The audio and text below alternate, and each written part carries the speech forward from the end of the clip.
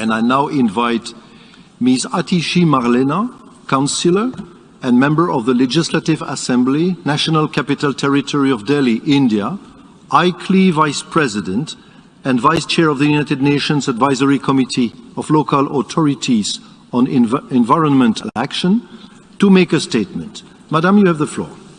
Excellencies of the United Nations, ladies and gentlemen, I am here today as a representative of the Government of the National Capital Territory of Delhi, India, and as Vice President of ICLEI and Vice Chair of UNACLA. All of us present here come from different cities and countries, but face common challenges.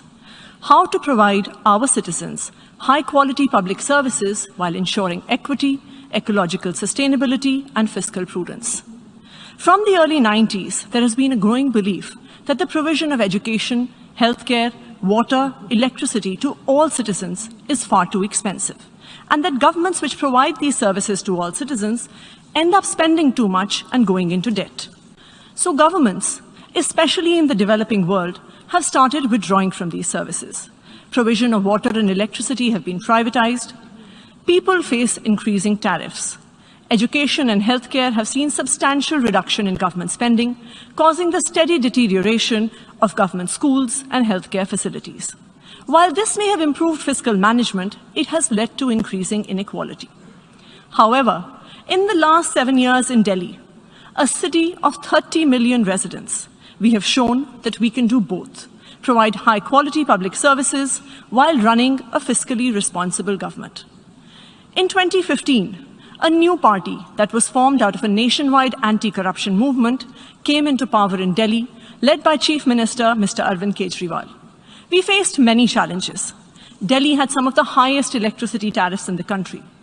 The financial health of power distribution companies was poor, power cuts were frequent, the government water utility was facing losses, government schools and hospitals were failing, and families were shifting to private providers for the same.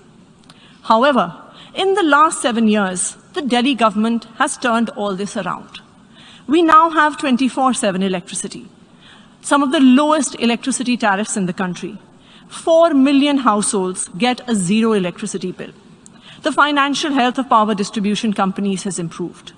More than 1,500 residential areas in the city of Delhi have got piped water supply for the first time.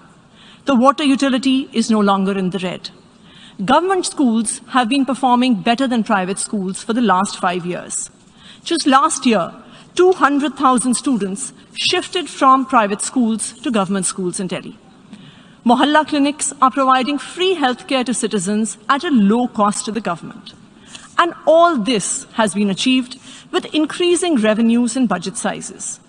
The total budget of the government of Delhi has increased from 300 billion rupees in 2015 to 750 billion in 2022. The per capita income of Delhi is 3 times higher now than the rest of the country, and the state GDP has increased 150% in the last decade. Delhi is now the only state government in all of India that does not have a fiscal deficit.